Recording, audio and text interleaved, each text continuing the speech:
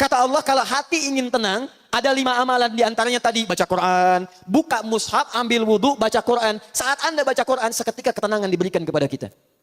Tapi ada yang hebat. Ada satu amalan yang menghimpun semua jenis zikir. Quran dihimpun, zikir bacaan kalimat thayyibah dihimpun, hafalan Quran dihimpun. Apa itu? Salat. Jadi kalau Anda menunaikan salat dengan benar, Bapak Ibu salatnya benar, saya benar, kata Allah akan diberikan 5 hal yang tidak diberikan pada orang yang tidak salat. Kalau kita ingin mengukur seseorang sedang kuat imannya, maka rumusnya ada di Quran surah ke-103. Quran surah 103. Disebut surahnya dengan surah Al-Asr. Wal 'asr innal insana lafi illa alladzina amanu. Disebutkan imannya wa amilus salihat. Setiap Allah menyebutkan kata iman, itu umumnya dalam Al-Quran seringkali dan banyak disandingkan dengan amal soleh. Wal 'asr innal insana lafi khusr illa alladzina amanu disebutkan iman, wa amilus salihat amal soleh. Bahkan ketika Allah menyebutkan ahli surga, di dunia dia beriman, disandingkan dengan amal soleh. Di akhirat akan masuk surga, ternyata amal solehnya ikut. Ayat surga pertama dalam Al-Quran disebutkan di Al-Baqarah ayat 25, paling kanan sebelah atas. Ketika Allah menyebutkan para penghuni surga, yang disebut bukan surganya dulu Pak, Bu. Yang disebut imannya plus amal solehnya. Wa basyiril ladzina amanu wa amilus solihat, amal soleh. Setiap menyebutkan iman, muncul amal soleh. Setiap menyebutkan iman, muncul amal soleh. Orang mau masuk surga, disebutkan iman dan amal solehnya. Kata para ahli tafsir, kenapa amal soleh disandingkan dengan kalimat iman? Seakan-akan Allah ingin memberi penjelasan, orang-orang yang benar imannya, maka meningkat amal solehnya. Jadi kalau kita ingin mengukur apakah iman kita sedang kuat atau tidak, itu tinggal dilihat bagaimana status amal solehnya. Apakah rajin menunaikan amal soleh? Kalau ibu sedang rajin menunaikan amal soleh, itu tandanya imannya sedang meningkat.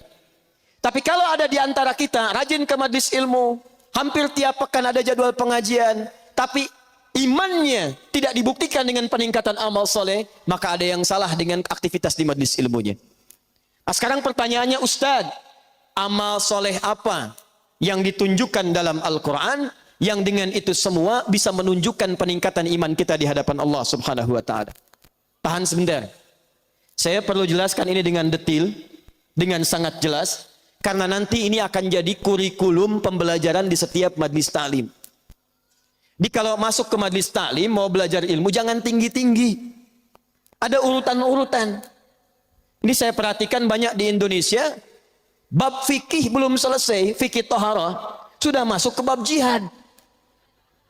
Akhirnya ketika dipraktekkan salah semua. Saya waktu kejadian bom Tamrin, Jalan Tamrin, sedang di Lampung Pak. Kejadian bom di Jalan Tamrin, ditanya sama orang Lampung, Ustaz, apakah bom di Jalan Tamrin termasuk jihad fisabilillah? Saya bilang, Pak, sependek pengetahuan saya, jihad fisabilillah itu jihad di jalan Allah, bukan di Jalan Tamrin. Beda. Nah, ini ciri-ciri orang yang datang ke majlis tapi tidak punya kurikulum pengajian. Sehingga ketika dasar-dasar pengetahuan tidak diberikan, ada hal yang salah yang dipraktekkan. Ayo kembali ke sini. Apa amal soleh pertama yang disebutkan oleh Al-Quran yang mengiringi kalimat iman? Nah, amal soleh inilah nanti yang diturunkan oleh setiap majlis ilmu, dikaji kemudian di setiap majlis untuk dipelajari bagaimana cara menunaikan amal ini secara benar. Satu, yuk kita pelan-pelan ya. Kalimat iman dan amal soleh pertama disebutkan di Quran surah kedua Al-Baqarah ayat ketiga sampai dengan ayat keempat. Nanti kita praktek. Alladzina yu'minuna bil ghaib wa yuqimunas shalah. Ini kalimat iman pertama. Orang takwa itu adalah orang-orang yang meningkatkan imannya kepada Allah yang gaib, walaupun tak nampak dalam pandangannya. Wa yuqimunas shalah. Perhatikan rumusnya. Setiap disebutkan kalimat iman, maka setelahnya amal soleh. Apa bentuk amal solehnya? Sekarang dirinci oleh Quran. Alladzina yu'minuna bil ghaib wa yuqimunas shalah. Satu. Awas. Orang-orang yang beriman kepada Allah itu, walaupun tidak nampak dalam pandangannya, maka dia akan buktikan imannya dengan cara menunaikan salat kepada Allah Subhanahu wa taala. Ketika salat disandingkan dengan iman, ini menunjukkan salat termasuk bagian dari amal soleh. Jadi kalau ada orang yang mengaku beriman kepada Allah, tapi dia tidak salat, maka ada yang salah dalam imannya. Awas, hati-hati. Kalau ada orang mengaku beriman kepada Allah, tapi dia tidak sholat, maka ada yang salah kemudian dalam keimanannya. Semua yang mengaku manusia, maka turun perintah dari Allah. Kamu manusia? Ya, maka turun perintah untuk ibadah. Apa jenis ibadahnya? Sholat. Quran surah 51, ayat 56. Wa ma khalaqtul jinna wal insa illa liya'budun. Tidak saya ciptakan jin dan manusia kecuali untuk ibadah kepada saya. Bagaimana cara ibadahnya ya Allah? Kamu beriman, kamu sholat. Makanya mohon maaf ya, mohon maaf. Kambing tidak sholat karena kambing tidak punya iman. Monyet tidak sholat karena monyet tidak punya iman. Jadi kalau ada manusia tidak sholat, manusia sama dengan, oh jangan, bukan saya yang bilang ya. Lihat sini, fokus. Satu, sholat. Orang yang beriman adalah ciri-ciri orang yang rajin ke majlis ilmu. Ahli majlis ilmu, ahli iman. Orang yang beriman, rajin sholat. Maka yang pertama, jika ada seorang membuka majlis ta'lim, kemudian dia membuka majlis ilmu, maka yang pertama kemudian akan dibahas, jangan persoalan yang tinggi-tinggi dulu. Kata Al-Quran, arahkan pada yang paling pokok dulu, minimal ambil satu materi yang penting dalam ibadah, salah satunya bab sholat. Hati-hati, kita sudah bahas bab yang tinggi-tinggi, tapi sholatnya belum pada paham. Bahkan kata Quran, ada orang sholat, maaf ya, ini bukan orang menes nih. Bukan orang menes ya. Kata Quran, ada orang sholat, bahkan tidak paham dan tidak mengerti apa yang dibaca dan dilakukan dalam sholatnya. Ada orang sholat, tapi tidak mengerti, tidak paham apa yang dibaca dan dilakukan dalam sholatnya. Bahkan kata Nabi di Abu Daud nomor hadis 857, maaf, ada orang yang sholat baru takbir, itu masih bisa mengingat apa yang tidak ada kaitan dengan sholatnya. Kalau bahasa orang menes, Allahu Akbar, lisannya Allahu Akbar, pikirannya kikiping. Betul. Sami Allahu liman hamidah, lisannya sami Allah, di pikirannya balok. Hatta la yash'urul musalli kam raka'atan yusalli, sampai ada kata Nabi, orang yang sholat tapi tidak sadar berapa rakaat sedang menunaikan sholatnya. Tuh, contoh. Padahal tiap hari kita mengerjakan sholat. Dan hati-hati Bapak Ibu sekalian, sholat ini sangat penting, ibadah yang paling utama. Selain karena satu, bukan hanya amalan yang pertama kali akan dihisap menentukan surga kita, tapi semua nabi dari Nabi Muhammad sampai Nabi Adam itu semuanya sholat. Jadi mohon maaf nih, Nabi Muhammad sholat, Nabi Musa sholat, Nabi Isa sholat, Nabi Ismail sholat, Nabi Ibrahim sholat, Nabi Rasul dekat dengan Allah sholat. Anda Nabi bukan, Rasul bukan, ya kedekatannya tidak sedekat para Nabi dan Rasul, tidak mau sholat. Ada yang salah dalam diri kita. Silahkan cek Nabi Ismail alaihissalam, Quran surah 19 Maryam ayat ke-55. Sholat, wa kana ya'muru ahlahu bis sholat, bahkan ngajak keluarganya sholat. Nabi Musa, Quran surah ke-20 ayat ke-14. Innani anallahu la ilaha illa ana fa'budni wa aqimis sholata lidzikri. Kata Allah, hei Musa, saya Tuhan. Satu-satunya Tuhan yang layak disembah. Sembah saya. Bagaimana menyembahnya ya Allah? Tunaikan salat supaya zikir kepada saya. Nabi Isa, Quran surah ke-19 ayat 31 sampai 33. Salat. Nabi Ibrahim salat sampai ke Nabi Adam salat. Kalau diurutkan dari Nabi Muhammad SAW sampai ke Nabi Adam semua salat. Muhammad bin Abdullah bin Abdul Muttalib bin Hashim bin Abdul Manaf bin Qusay bin Murrah bin Kilab bin Ka'ab bin Ghalib bin Fihr bin Malik bin Nadar bin Kinana bin Khuzaimah bin Mudrika bin Ilyas alaihi salam bin Nizar bin Mudar bin Ma'ad bin Adnan bin Addi bin Adri bin Muqawwam bin Naghur bin Tarikh bin Ya'rub bin Yasjub bin Nabit bin Ismail alaihi salam bin Ibrahim alaihi salam bin Azar atau bin Naghur bin Abir bin Kinan bin Arfakhshad bin Sam bin Nuh alaihissalam, bin Mikhlail, bin Matushada, bin Kinan, bin Anwas, bin Thith, bin Adam alaihissalam. Semua dari Nabi Muhammad sallallahu alaihi wasallam sampai ke Nabi Adam, saking pentingnya ibadah salat itu, semuanya menunaikan salat.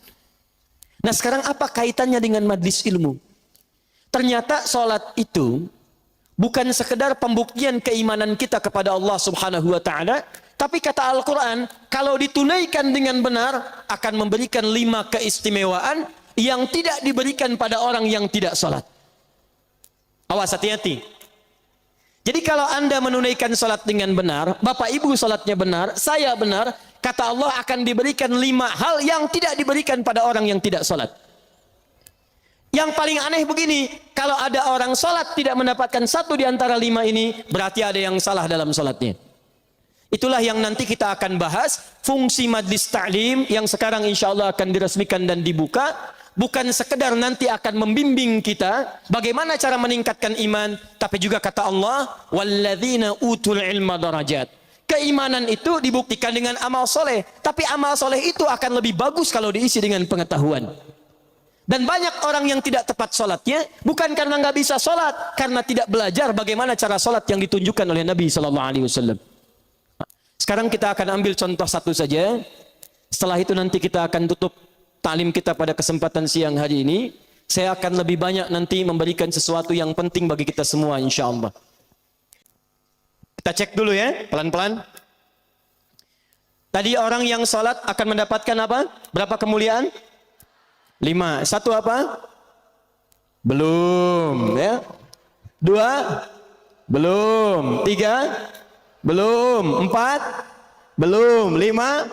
Belum. Sekarang kita cek nih. Yang 5 ini satu-satu akan saya sebutkan, saya turunkan ayatnya. Kalau ada yang belum dapat 1 dari 5 ini, berarti ada yang belum tepat dalam menunaikan sholatnya. Dan fungsi majlis ta'lim inilah nanti akan mengajarkan pada kita seperti apa kurikulum sholat yang pernah diajarkan oleh Al-Quran dan Nabi Sallallahu Alaihi Wasallam. Siap insya Allah? 1. Quran surah ke-65 ayat 2 sampai 3. Di ujung ayat kedua, di awal ayat ketiga. Tafsir dari ayat ini terdapat di Quran surah kedua Al-Baqarah, di ayat yang sama, ayat 2 sampai ayat 3. Yuk pelan-pelan. Saya mulai dari Al-Baqarah dulu, ayat 2 sampai 3. Dzalikal kitabu la raiba fi hudan lil muttaqin. Isi Quran akan memberi petunjuk pada orang-orang takwa. Jangan pernah diragukan. Siapa orang takwa itu? Ciri orang takwa, ciri pertamanya salat. Alladzina yu'minuna bil ghaib wa yuqimunas salat. Adalah orang yang beriman dan ghaib dan dia buktikan keimanannya itu dengan menunaikan salat. Nah, kalau dia bisa mengerjakan salat, itu bagian dari ciri takwanya. Sedangkan orang takwa dijamin oleh Allah di Quran surah ke-65 At-Talaq ayat 2 dan 3. Perhatikan jaminannya. Wa may yattaqillaha yaj'al lahu makhraja wa yarzuqhu min haitsu la yahtasib. 1. Wa may yattaqillaha, siapa yang bisa meningkatkan takwanya kepada Allah. Anda tingkatkan takwa. Siapa yang bisa menaikkan takwanya kepada Allah, yaj'al lahu makhraja. Ini jaminan Quran. Awas, kalau Adi Hidayat menjamin seseorang, Anda boleh ragu. Tapi kalau Allah yang menjamin kita semua, tidak ada peluang bagi kita untuk menolaknya. Siapa yang bisa meningkatkan takwanya, kata Allah, yaj'al lahu makhraja, maka kami akan berikan kemudahan pada setiap kehidupannya. Kami akan berikan solusi dari setiap masalah-masalahnya. Bahasa singkatnya, orang yang takwanya meningkat, maka hidupnya pasti kata Allah akan mudah. Saya ulang. Kata Allah, orang yang takwanya meningkat, ini rumusnya, persamaannya, hidupnya dijamin akan mudah. Kerja mudah. Makan mudah. Minum mudah. Rumah tangga mudah. Mau meninggal mudah. Masya Allah. Orang capek-capek, kelepek, ini bersin sekali, meninggal.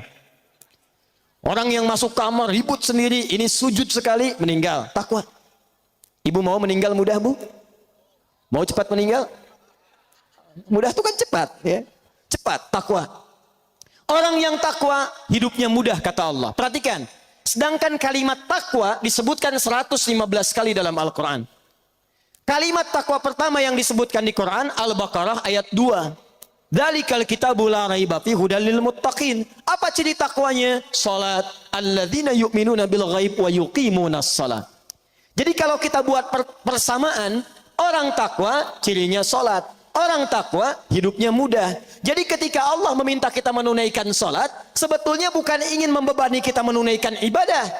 Tapi lebih daripada itu, Allah ingin membuat hidup kita semakin mudah. Allah nggak butuh dengan salat kita. Semuka langit dan bumi tidak sujud kepada Allah, tidak akan menurunkan status Allah sebagai Tuhan. Kita yang butuh. Sebab ketika kita salat, hidup kita jadi mudah. Tapi persoalannya, mohon maaf. Kalau ada orang sholat hidupnya tidak jadi lebih mudah, berarti ada yang salah dengan cara menunaikan sholatnya. Wa yarzuqhu min haitsu la yahtasib. Bahkan kata Allah, rizkinya akan saya kirimkan dari sisi-sisi yang tidak dia duga. Jangankan orang kerja, ini ada orang baru berangkat kerja, makanannya sudah datang. Orang-orang mau kerja sulit dari mobil. Dapat mobil macet, Masya Allah. Orang takwa baru mau cari mobil, mobil datang. Ada macet, tiba-tiba polisi datang. Kami kawal Pak. Sampai. Masya Allah. Orang takwa mengerjakan apapun kata Allah mudah. Rizki mudah. Hidup mudah. Sekarang pertanyaannya, maaf, siapa yang tidak pernah sholat? Angkat tangan. Yang subuh sholat, angkat tangan. Yang zuhur sholat. Yang asar sholat, yang maghrib sholat, isya sholat, hidup mudah tidak? Kerja mudah, makan mudah, nikah mudah? Masya Allah, belum. Baik, lihat baik-baik sekali lagi. Kalau mudah, alhamdulillah ada kebenaran dalam sholatnya. Tapi kalau Anda dalam sholat saja, kita tunaikan kemudian tidak mendapatkan kemudahan dalam hidup. Sekali lagi, ada sesuatu yang kurang tepat dalam sholatnya. Tahan. Apa artinya sholat? Tuh. Tiap hari sholat, tapi tak hafal mana sholat. Apa artinya sholat? Doa. As-sholatu hiya doa di kitabul fiqih. Tapi asal kata sholat itu bukan doa. Salat itu dari kata wasala yasilu silatan fahuwa salatun. Salat orangnya musalli. Wasala yasilu silatan, asal kata salat itu sampai dan terhubung. Kenapa diartikan doa? Karena setiap orang berdoa sampai hajatnya kepada Allah dan terhubung dengan Allah Subhanahu wa taala. Nah, asal kata salat itu punya hubungan yang kuat. Salat punya hubungan yang sangat kuat dengan Allah Subhanahu wa taala. Saya punya hubungan yang kuat dengan Pak Bupati misal. Atau dengan Bapak Gubernur, maka hidup saya di Banten jadi lebih mudah. Pak Gubernur, abdi bade ka Labuan, oh mangga ya disayogikan foreigner, berangkat ke Labuan, mudah. Pak Gubernur, saya mau nengok ke kantor, oh silahkan, kasih akses, mudah. Jadi kalau Anda dekat dengan Gubernur, dekat dengan Bupati, hidup Anda mudah di wilayah Anda. Tapi Anda keluar dari Banten, belum tentu mudah. Keluar dari Indonesia, belum tentu mudah. Kalau dengan manusia saja dekat bisa hidupnya mudah, apalagi orang yang dekat dengan Allah Subhanahu wa taala. Allah pemilik bumi. Keluar dari Indonesia dekat dengan Allah mudah. Ke Malaysia mudah. Maaf, ke Amerika mudah. Ke Afrika mudah. Jadi jaminan pertama dalam Al-Qur'an, orang yang benar salatnya akan punya hubungan dekat dengan Allah Subhanahu wa taala. Maka jaminannya yaj'al lahu makhraja wa yarzuqhu min haitsu la yahtasib. 2. Quran surah ke-13 ayat ke-28 ditafsirkan dengan Quran surah ke-20 ayat ke-14. Ala bidzikrillahi tatma'innul qulub. Yakinkan pada dirimu kalau zikirmu benar kepada Allah, maka dampaknya ke hati akan tenang. Tahan. Yakinkan pada dirimu, kalau zikirmu itu benar kepada Allah, maka dampaknya ke hati akan tenang. Bapak Ibu sekalian, ayat Quran surah ke-13 Ar-Ra'd ayat ke-28 menyampaikan orang yang zikirnya benar, itu hatinya akan cenderung tenang. Sedangkan dalam Al-Quran, di antara makna zikir itu artinya sholat. Pak, Bapak pasca sholat, subhanallah, subhanallah, alhamdulillah, itu zikir. Dalilnya Quran surah keempat ayat 103. Ibu ba'da sholat berdoa, Allahumma rabbana atina fid dunya hasanah. Doa, itu zikir. Dalilnya Quran surah ke-7 ayat ke-205. Wadhkur rabbaka fi nafsika tadarruan wa khifatan wa dunal jahri minal qaul. Saat kita berdoa, ya Allah, ya Allah, ya Allah, itu zikir. Baca Quran. Ba'da salat Anda baca Quran. Al-Ikhlas, Al-Falaq, An-Nas, ayat kursi, 5 ayat pertama Al-Baqarah. Itu semua zikir. Dalilnya Quran surah ke-15 ayat ke-9. Inna nahnu nazzalna dzikra wa inna lahu lahafizun. Kami turunkan Al-Quran sebagai zikir. Jadi kalau kita selesai salat, qul huwallahu ahad, qul a'udzu birabbil falaq, qul a'udzu birabbin nas, Allahu la ilaha illa huwal hayyul qayyum, itu kita sedang berzikir pada Allah Subhanahu wa taala. Penghafal Quran berzikir. Bahkan orang yang hafal Quran, zikirnya 4 kali lipat dibandingkan dengan orang-orang biasa. Karena hafalan Quran disebutkan oleh Quran 4 kali dibandingkan dengan bacaannya saja. Quran surah 54, ayat 17, ayat 22, ayat 32, ayat ke-40. Walaqad yassarnal Qur'ana lidzikri. Kami telah mudahkan Al-Quran untuk dihafalkan. Menghafal Quran, bahasa Qurannya bukan hifzi, tapi zikri. Jadi orang yang sedang menghafal Quran sedang zikir. Bismillahirrahmanirrahim. Subhanalladzi asra bi'abdihi lailan minal masjidil haram, zikir. Alhamdulillahilladzi anzala ala 'abdihil kitab, zikir. Sampai ke An-Nas. Tapi tahukah Anda, puncak zikir itu ada pada salat. Kenapa puncak zikir disebut dengan salat? Karena salat menghimpun semua jenis zikir yang tadi disebutkan. Anda selesai salat mengucapkan Allahu Akbar, Allahu Akbar, Subhanallah, Alhamdulillah. Dalam salat bukankah Anda bacakan itu? Anda memulai salat Allahu Akbar. Mau ruku Subhana rabbiyal azim wa bihamdi. Sujud Subhana rabbiyal a'la. Kalimat-kalimat zikir yang biasa disebutkan muncul dalam salat. Baca Quran itu zikir. Bukankah dalam salat baca Quran? Al-Fatihah itu Quran. Setelah baca Al-Fatihah kita baca Quran. Berdoa itu zikir. Bukankah salat disebut dengan doa? Ruku, doa. Duduk di antara 2 sujud, doa. Jadi kalau ada orang berzikir saja baca Quran bisa tenang, maka orang salat, Quran surah ke-20 ayat ke-14. Innani anallahu la ilaha illa ana fa'budni wa aqimis salata li zikri. Kata Allah, tunaikan salat sebagai zikir kepada saya. Orang yang zikir itu hatinya tenang. Jadi kalau ada orang salat menghimpun semua jenis zikir, belum tenang hatinya, ada yang salah dalam salatnya. Jadi mohon maaf Bapak Ibu sekalian, baca Quran saja, kalau benar bacanya kata Allah, itu hatinya tenang. Ibu kalau nggak percaya silakan Bu ya. Akhir bulan sedang gelisah. Uang belanja belum datang. Belum gajian. Gelisah. Kata Quran gampang. Tidak usah mengeluh. Jangan bikin status. Ini gaji belum turun, nulis di Facebook.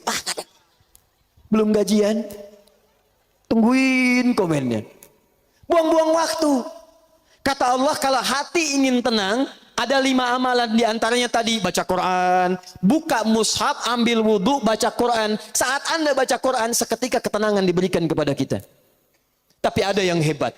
Ada satu amalan yang menghimpun semua jenis zikir.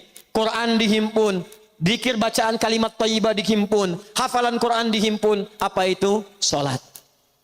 Jadi kalau bapak dan ibu sehari minimal 5 kali salat, tapi tidak memberikan ketenangan pada jiwa kita, itu ada yang salah dalam salatnya. Ada yang tidak tepat dalam penunaiannya. Hati-hati, hati-hati. Nanti kita akan bahas satu-satu caranya. 3. Saya agak pelan-pelan ya. Awas, awas. Kadang-kadang ketenangan itu penting. Dan nanti ada pembahasan khusus. Kadang-kadang orang yang punya harta itu dibandingkan dengan yang mendapatkan ketenangan jauh nilainya. Kadang-kadang ketenangan lebih penting dibandingkan harta yang dipegang. Saya tanya ibu deh, Bu, ibu pilih mana? Kaya tapi gelisah atau miskin tapi tenang? Sudah, nggak ada pilihan ketiga, nggak usah maksa. Kaya tapi gelisah atau miskin tapi tenang? Oh. Ayo ya orang rangat pilihan katilu. Sudah pindah 3. Sakit tapi tenang atau sehat tapi gelisah? Oh. Ya. Anggar we katilu milih. Sudah 3. Saya percepat saja lah. Agak cepat karena ini masih mukaddimah nih, kita belum mulai.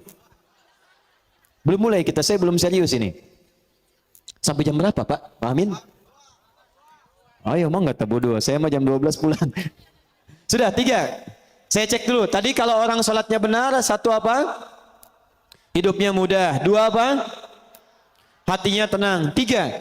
Orang yang sholatnya benar, itu dijamin oleh Al-Quran, doanya akan cepat dikabulkan oleh Allah Subhanahu wa Ta'ala.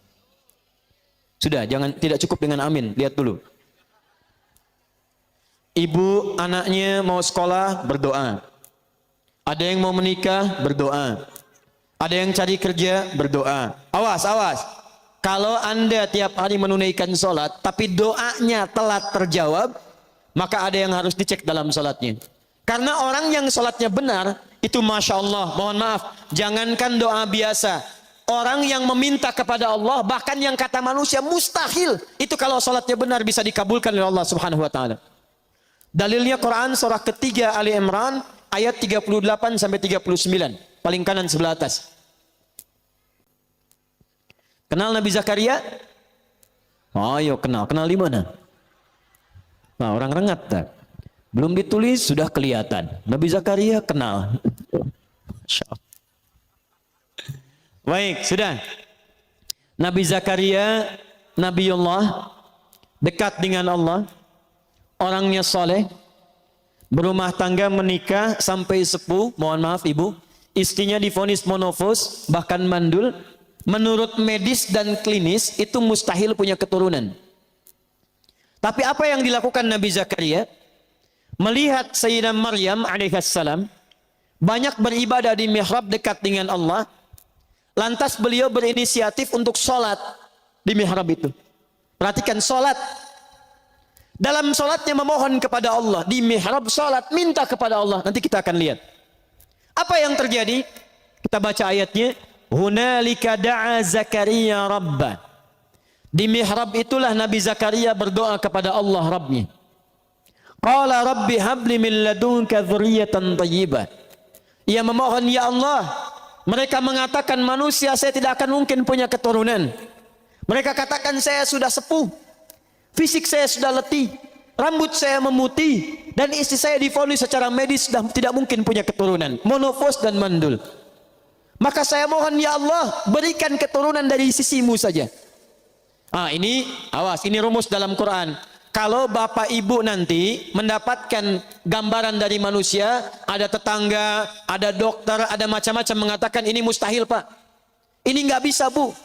Maka tafsir dari ayat ini ingin mengatakan, kalau manusia sudah mengatakan terbatas, tidak bisa, maka tinggalkan pendapat manusia, minta kepada Allah Subhanahu wa Ta'ala. Bagaimana cara mintanya? Lihat Nabi Zakaria. Qala Rabbi habli min ladunka dzurriyyatan thayyibah innaka sami'ud du'a. Ya Allah, manusia mengatakan saya enggak mungkin punya keturunan. Saya mohon darimu saja ya Allah, yang tidak punya batas dalam kuasa. Engkau pasti mendengar doa saya. Kalau pada yang maha mendengar saja tidak dikabulkan, kepada siapa lagi saya mesti minta? Nah, yang paling menarik, Nabi Zakaria itu mintanya dalam keadaan apa? Apakah sedang duduk? Apakah sedang makan? Apakah sedang tiduran? Lihat ayat 39-nya. Begitu selesai berdoa, perhatikan, selesai berdoa, tiba-tiba turun malaikat. Fanadathul malaika wa huwa qa'imun yusalli fil mihrab.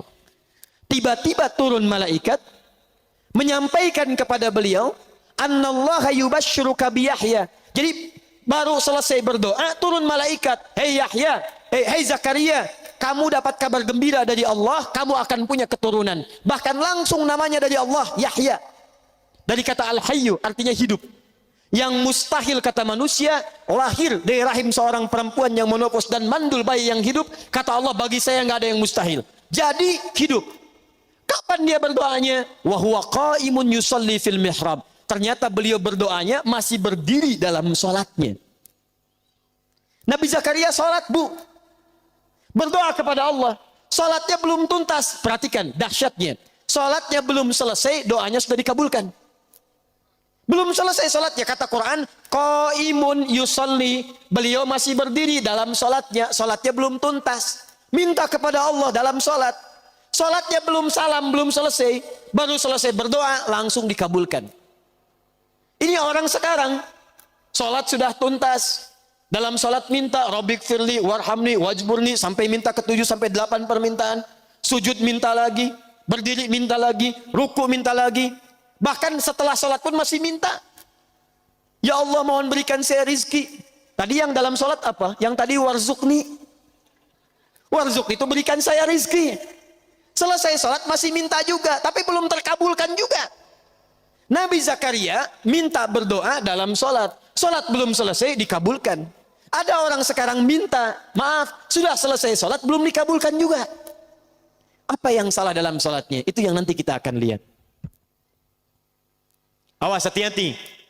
Nanti saya tunjukkan beberapa dalil, bahkan dalam hadis, bila seseorang benar dalam menunaikan sholatnya, bahkan Masya Allah, hal yang menurut manusia mustahil pun, itu bisa terkabulkan di sisi Allah Subhanahu Wa Ta'ala.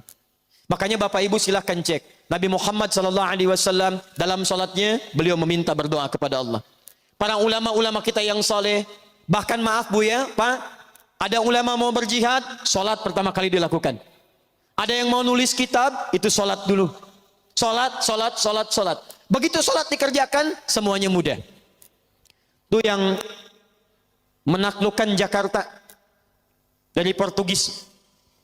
Di Jakarta dulu, itu namanya bukan Jakarta, Sunda Kelapa. Berdekatan dengan Banten. Dikuasai oleh Portugis. Datang ke Indonesia, ke Nusantara lewat Malaka, Selat Malaka tahun 1511.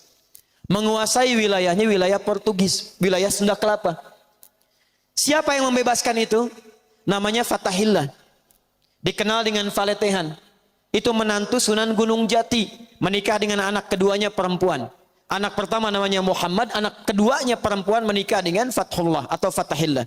Datang kemudian ditugaskan untuk membebaskan Sunda Kelapa. Sebelum berangkat, sholat, wudu, minta kepada Allah. Begitu berangkat dimudahkan oleh Allah Subhanahu Wa Ta'ala. Wa ma ramaita idh ramaita. Bukan panah yang kau lemparkan, tapi Allah yang memberikan kemudahan-kemudahan dalam semua itu.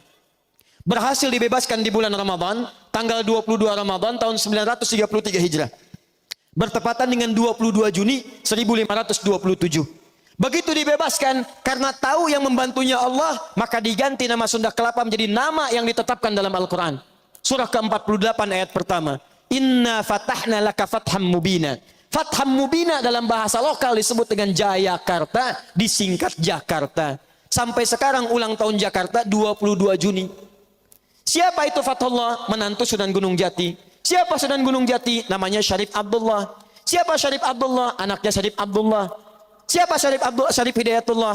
Syarif Hidayatullah anaknya Syarif Abdullah. Syarif Abdullah anaknya Ahmad Jumadil Kubra. Siapa Syekh Ahmad Jumadil Kubra? Satu di antara 9 wali yang pernah menyampaikan risalah dakwah di Nusantara. Beliau punya 2 orang anak. Satu Syarif Abdullah, yang kedua Maulana Ishaq. Syarif Abdullah itu nanti yang kemudian menikah dengan seorang perempuan namanya Syarifah Mudaim. Siapa Syarifah Mudaim? Namanya Rara Santang. Lahir tahun 1426. Dia punya kakak namanya Walang Sungsang. Ganti nama jadi Abdullah Iman. Lahir tahun 1423. Siapa bapaknya? Bapaknya namanya Prabu Siliwangi. Menikah dengan siapa? Nyai Subang Larang. Siapa Nyai Subang Larang? Muridnya Syekh Hasanuddin. Siapa Syekh Hasanuddin? Pernah belajar ilmu Quran di Mekah. Mekah dikenal dengan Ummul Qura, maka dikenal dengan Syekh Qura. Di mana tempatnya? Di Karawang. Dari situ kemudian ditugaskan pulang ke kakeknya Prabu Siliwangi, diberikan wilayah di Gunung Jati, dikenal dengan Sunan Gunung Jati. Punya menantu Fathullah, datang membebaskan Sunda Kelapa, dikirimkan saudaranya Syekh Maulana Hasanuddin kemana? Ke Banten. Sampai sekarang kemudian jadi kampus di wilayah Serang. Nyambung.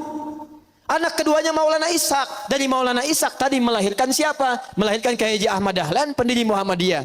Tanggal 18 November tahun 1912. Saudaranya Kyai Haji Hasim Asy'ari mendirikan Nahdlatul Ulama, disingkat dengan NU. Tanggal 31 Januari tahun 1926. Jadi NU dengan Muhammadiyah itu bersaudara pendirinya. berasal dari Ahmad Jumadil Kubra. Siapa Ahmad Jumadil Kubra? Keturunan dari Ali Zainal Al-Kabir. Siapa Ali Zainal Al-Kabir? Keturunan Ali Zainal Abidin. Siapa Ali Zainal Abidin? Dari Al-Husain. Al-Husain adiknya Al-Hasan. Al-Hasan anaknya Ali bin Abi Thalib. Suaminya Fatimah Az-Zahra, putri Rasulullah sallallahu alaihi wasallam. Masih nyambung. Jadi saya kembalikan ya. Nah, nyampe kadinya teteh. Yuk ulang ini. Jadi kalau orang sholatnya benar, orang sholatnya bagus, kita kembalikan ke awal, maka doa-doanya akan cepat dikabulkan oleh Allah Subhanahu wa taala. 4. Gak cepat. Orang yang sholatnya benar,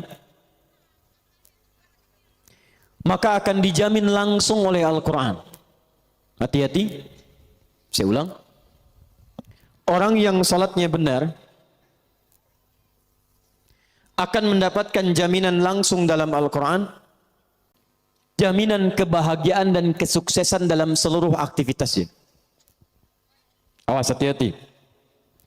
Jadi ahli salat itu, maaf, belajar sukses, rumah tangga bahagia, usaha sukses. Nanti saya tunjukkan Pak Bu ya, nanti saya kisahkan ketika kita mulai belajar, mulai seriusnya. Ini masih mukadimah. Nanti ada yang mempraktikkan makna keempat ini, modalnya cuma pakaian Pak. Modal pakaian, oleh Nabi diberikan pendidikan sholat. Begitu dipraktekkan sholatnya, datang ke Madinah, 3 bulan langsung jadi orang nomor 3 paling kaya di kota Madinah. Mempraktekkan makna sholat. Ya, ini ada di Quran, surah ke-23, ayat 1 sampai dengan 2. Qad aflahal mu'minun. Orang yang beriman itu pasti akan menggenggam kesuksesan dan kebahagiaan. Jadi ada sukses saja, ada bahagia saja. Kalau sukses saja, yang belum tentu bahagia, itu bahasa Arabnya namanya fauz. Turunannya faiz, faizin, fauzan, faizah. Kalau di sini ada yang namanya faizah, faizin, fauzan, itu artinya orang yang diharapkan sukses dalam hidupnya. Walaupun belum tentu bahagia. Ada yang kedua, bahagia saja. Walaupun belum tentu sukses. Itu farah namanya. Fariha. Orangnya disebut dengan farhan laki-laki, perempuannya disebut dengan farah. Kalau di sini ada yang namanya farhan, itu artinya orang yang diharapkan bahagia dalam hidupnya.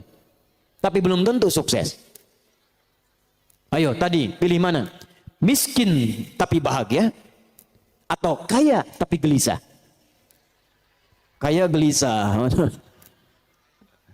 Nah, sukses, ada sukses saja namanya fauz, disebutkan 29 kali dalam Al-Quran turunannya. Ada bahagia saja, farah namanya. Kalau Anda gabungkan sukses dan bahagia, Ustadz saya ingin sukses bahagia, kaya tenang, sukses dunia, sukses akhirat. Gabungkan jadi satu, maka bahasa Arabnya berubah.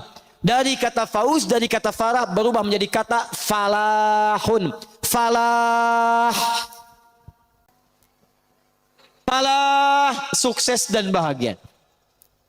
Lihat sini. Kalau kita kemudian menggenggam kesuksesan itu, kita pegang, ambil. Baik, kalau orang sudah sukses ingin dilepaskan tidak? Kalau orang sudah sukses ingin berubah jadi tidak sukses tidak? Tidak. Kalau orang sudah bahagia ingin sedih tidak? Maka orang yang sudah sukses, sudah bahagia, umumnya ingin terus menggenggam itu dan tidak ingin dilepaskan. Kalau Anda ingin terus mendapatkan itu dan tidak ingin dilepaskan, maka bahasa Arabnya di ilmu sharaf tambahkan hamzah di awal katanya. Kata Allah, qad aflahal mu'minun, Quran surah ke-23 ayat 1 dan 2. Sungguh orang yang beriman itu pasti menggenggam kesuksesan dan kebahagiaan. Kalau bapak ibu beriman, imannya benar, pasti sukses. Anda pengusaha beriman, sukses. Apa buktinya? Utsman beriman, Abu Bakar beriman, Abdurrahman Auf beriman. Mereka pengusaha, sukses. Anda politisi, Anda birokrat, Anda diplomat beriman, sukses. Apa buktinya? Ammar bin As, Muawiyah bin Abi Sufyan, sukses. Anda guru, Anda dosen, Anda pengajar, Anda beriman, sukses. Siapa buktinya? Ali bin Abi Thalib, Al-Kindi, Al-Farabi, Al-Ghazali, Al-Khawarizmi, Al-Battani, sukses. Jadi setiap kita kalau benar-benar beriman, jadi apapun pasti sukses dan bahagia. Nah, apa cirinya orang yang sukses falah ini? Yang mendapatkan aflah ini, teruskan ayatnya. Ayat keduanya. Ternyata amalannya, orang sukses ini bukan kerja keras saja, bukan belajar keras saja, tapi amalan pertamanya, alladzina hum fi salatihim khashi'un. Yaitu orang-orang yang saat menunaikan salat, dia serius dan khusyuk menunaikan salatnya. Makanya saat kita dipanggil salat, Pak, Ibu, tolong ya, maaf nih. Sebelum salat kan ada panggilan dari masjid. Apa panggilannya namanya? Adzan. Dalam adzan, hayya 'alas shalah, ayo salat, ayo salat, ayo salat. Bapak Ibu tanya, kenapa ya Allah saya salat? Teruskan, hayya 'alal falah. Saya ngajak kalian salat, kata Allah. Saya nggak butuh salatnya, cuman kalian butuh bahagia. Di rumah tangga butuh bahagia, di kantor butuh bahagia. Kamu butuh sukses. Dengan salat saya berikan kebahagiaan, dengan salat saya anugerahkan kesuksesan. Jadi kalau ada di antara kita salat tiap hari nggak sukses-sukses, ngelamar anak orang lain tidak sukses, sudah menikah tidak bahagia, jadilah jomblo sengketa. Sekarang jomblo dibagi 3. Ada jomblo syariah, ada jomblo fisabilillah, ada jomblo sengketa. Sukses. Nah, itu bahasanya lain nantilah. Ada yang kedua, sudah menikah tidak bahagia. Ada yang hebat di kantor jadi juara, di rumah tangga menjadi pecundang. Ada yang bahagia di rumah tangga, di kantor tidak berhasil. Kalau tidak sholat, tidak usah dipikirkan. Ini sholat, tapi tidak mendapatkan itu, ada yang salah dalam sholatnya. 5 terakhir. Masih semangat insya Allah? 5. Orang sholat, maaf, pasti jadi orang baik. Saya ulangi. Orang sholat pasti jadi orang baik. Pelan-pelan. Tahan sebentar. Bapak Ibu sekalian, mari kita lihat turunan pertama Quran surah kedua Al-Baqarah.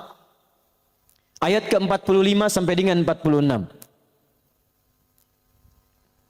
Ditafsirkan nanti di Quran surah keempat An-Nisa ayat 103. Dicontohkan di beberapa ayat di Quran seperti Quran surah ke-49 ayat 11 sampai dengan 12. Saya bacakan ayatnya dulu, Al-Baqarah ayat ke-45 sampai 46. Wasta'inu bis-sabri was-salah wa innaha lakabiratun illa 'alal khashi'in. Dan jika Anda punya persoalan, jika Anda punya permintaan, maka mintakanlah pertolongannya kepada Allah. Sabar dengan sabar. Jadi kalau sedang punya masalah, kata Allah jangan mengeluh. Awas, hati-hati. Kalau diturunkan masalah, kita mendapatkan ujian, maka kalimat Qur'annya jangan mengeluh. Tidak ada satupun ayat Qur'an memerintahkan kita mengeluh. Kalau ada ayat Quran satu ayat saja meminta kita mengeluh, maka saya akan jadi orang pertama yang mengeluh. Kata Quran, kalau Anda sedang punya masalah, sabar. Terima dulu, karena Allah tidak mungkin menitipkan ujian kecuali kita sanggup menjalaninya. Rumusnya Quran surah kedua Al-Baqarah ayat 286. La yukallifullahu nafsan illa, Allah tidak akan menguji seorang hamba kecuali sanggup menjalaninya. Jikalau sekarang Bapak Ibu sedang punya masalah, masalahnya berat, susah, itu artinya cuman Bapak yang sanggup menjalaninya. Cuman Ibu yang bisa, yang lain tidak bisa. Makanya diberikan kepada Ibu, bukan pada yang lain. Jangan katakan, ya Allah, kenapa mesti saya? Why me? Kata Allah, why not? Kenapa tidak? Kamu yang sanggup, yang lain tidak. Tapi yang menarik, perhatikan. Wassalah. Lalu tunaikan salat. Bangun hubungan baik dengan Allah Subhanahu wa taala. Wa innaha lakabiratun illa 'alal khashiin. Dan sungguh salat itu tidak mudah dikerjakan kecuali bagi orang khusyuk. Yang paling menarik, setelah dia selesai salat, buka Quran surah keempat ayat 103. Perhatikan kalimatnya. Fa idza qadaitumus salata. Maka jika orang telah selesai mengerjakan salat, apa ciri salatnya berhasil? Bukan sekedar dia menunaikan salam. Lihat sini. Assalamualaikum warahmatullah. Assalamualaikum warahmatullah. Kata Quran, tidak cukup salamnya disebut sebagai salat yang berhasil. Ciri orang yang berhasil salatnya, teruskan ayatnya. Fadhkurullaha. Maka orang salat yang salatnya tuntas dikerjakan dengan benar, salatnya bisa mengingatkan dia dengan Allah Subhanahu wa taala. Jadi kata Quran, kalau orang benar salatnya, selesai salat dia ingat Allah. Saya ulang, selesai salat dia ingat Allah. Qiyaman, saat berdiri ingat Allah. Wa qu'udan, duduk ingat Allah. Wa ala junubikum, berbaring ingat Allah. Sedangkan kaidah mengatakan, kaidah al-qaidatu taqul, orang yang ingat Allah, alladzi yadhkurullaha fi hayati, orang-orang yang selalu ingat Allah dalam kehidupannya, itu mustahil akan menyimpang dari hukum-hukum Allah. Lihat, orang salat dekat dengan Allah. Selesai salat ingat Allah. Kaidah mengatakan orang yang ingat Allah mustahil akan menyimpang dari hukum Allah. Sedangkan hukum Allah mengatakan setiap orang yang dekat dengan Allah pasti jadi orang baik. Lihat sini. Orang yang dekat dengan Allah karena Allah sifatnya baik, hukumnya baik, maka orang-orang yang ingat Allah pasti mustahil akan tidak memiliki nilai-nilai kebaikan. Makanya Quran langsung menyebutkan, orang yang ingat Allah, maka matanya hanya akan dipakai pada yang baik-baik. Orang yang ingat Allah, telinganya akan mendengar yang baik-baik. Orang yang ingat Allah, tangannya akan memegang yang baik-baik. Bagaimana cara mengingat Allah? Salat. Karena itu orang yang selesai salat mustahil berbuat maksiat. Otomatis orang yang salat itu akan selalu berperilaku baik dalam kehidupannya. Contoh nih Bu, Pak. Apa fungsi mata? Melihat tuh. Bapak ibu punya mata, melihat. Kambing pun punya mata, kambing melihat. Sekarang apa bedanya mata orang rengat dengan mata kambing rengat? Kalau cuma melihat, kambing pun melihat. Kalau cuma melihat, elang pun melihat. Tuh lihat elang naik sampai Gunung Karang. Naik sampai ke awan. Anak ayam kelihatan. Ayam bapak ibu diambil elang, dari atas kelihatan. Orang menes naik pesawat, ngelihat anak sendiri nggak kelihatan. Apa bedanya mata kita dengan mata elang? Mata elang lebih tajam dibanding mata kita. Tapi elang tidak dihisab, kita dihisab. Quran surah 17 ayat ke-36. Inna sam'a wal basara wal fuada kullu ulaika kana anhu mas'ula. Sungguh pendengaran manusia, penglihatan manusia, bahkan pikiran manusia satu saat akan dihisab oleh Allah Subhanahu wa taala. Kalau mata biasa dipakai melihat saja, tapi tidak melihat yang baik-baik, maka hisabnya akan berat bagi orang yang punya mata itu. Maka itu turun ketentuan di Quran surah ke-24. Ayat 30 untuk laki-laki, ayat 31 untuk perempuan. Perhatikan kalimat Qurannya. Qul lil mu'minina yaghuddu min absarihim. Katakan pada orang-orang yang beriman, ciri orang beriman itu salat. Orang yang salat ingat kepada Allah, maka mata orang salat yaghuddu min absarihim. Maaf, akan dipalingkan dari perbuatan maksiat. Jadi fungsi mata kita itu, mata orang salat bukan sekedar melihat, tapi melihat yang baik-baik. Kalau tidak baik tidak akan dilihat. Buka Facebook, Masya Allah, lihat status, yang dilihat status istri orang. Mustahil. Jadi kalau Anda benar salatnya, mustahil pandangannya dipakai untuk maksiat. Keluar dari masjid, Masya Allah masih ada yang tertukar sandal. Kalau benar salatnya, mustahil ada yang kehilangan sandal. Di sini ada yang begitu? Tidak, Alhamdulillah, tidak beda. Ya.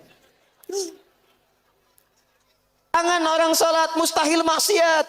Datang ke kantor, ditawari disogok, nggak akan diterima. Pak, tolong Pak, tanda tangan Pak, 10 juta. Maaf, ini jari tahiyat, tidak akan pernah dipakai maksiat. Sholat.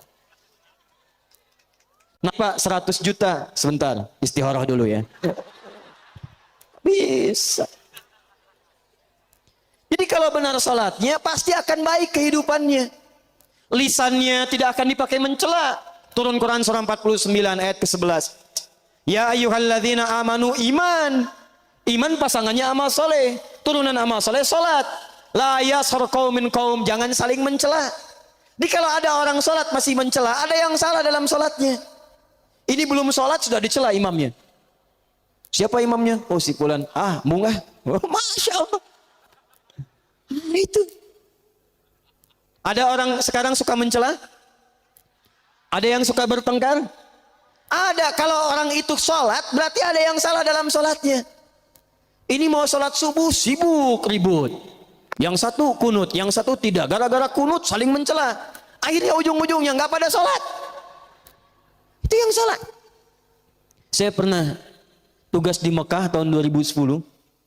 Itu begitu menerima jemaah haji pertama, tiba-tiba kemudian sholat isya. Yang jadi imam Syekh Sudes. Di Saudi itu kan mazhabnya Hambali. Kalau baca Fatihah, bismillahnya disirkan, Pak. Di cara baca bismillah itu ada 4. Hadisnya 70, Pak. Hadis bismillah itu 70 hadis. Semua bersambung pada Nabi. Caranya ada 4. Bisa dijaharkan, dipilih oleh Imam Asy-Syafi'i, lahir tahun 150 Hijrah. Bisa disirkan, ya, dipilih silent, dipilih oleh Imam Ahmad bin Hanbal, lahir tahun 163 Hijrah. Bisa tidak dibaca sama sekali, dipilih oleh Imam Malik dan Imam Abu Hanifah. Imam Malik lahir tahun 93 Hijrah, Imam Abu Hanifah wafat tahun 150 Hijrah. Kalau dijaharkan, dibaca keras. Bismillahirrahmanirrahim. Sir, silent, tipis. Bismillahirrahmanirrahim. Jadi kalau silent, tidak usah dikencangkan. Ini silent, sir, tapi ditempelkan ke mic. Bismillahirrahmanirrahim. Itu sama dengan jahar. Bisa tidak dibaca sama sekali. Alhamdulillahi Rabbil Alamin. Jamaah pertama Indonesia datang ke Mekah. Salat dipimpin Syekh Sudes. Mazhabnya Hambali. Bismillahnya sir. Bismillahirrahmanirrahim. Alhamdulillahi Rabbil Alamin. Apa komentar pertama? Oh, iki imamnya Muhammadiyah ya? Masya Allah. Muhammadiyah cabang Masjidil Haram. Bayang. Padahal dari sejak dulu sudah ada. Begitu subuhnya nggak kunut, apa saya bilang?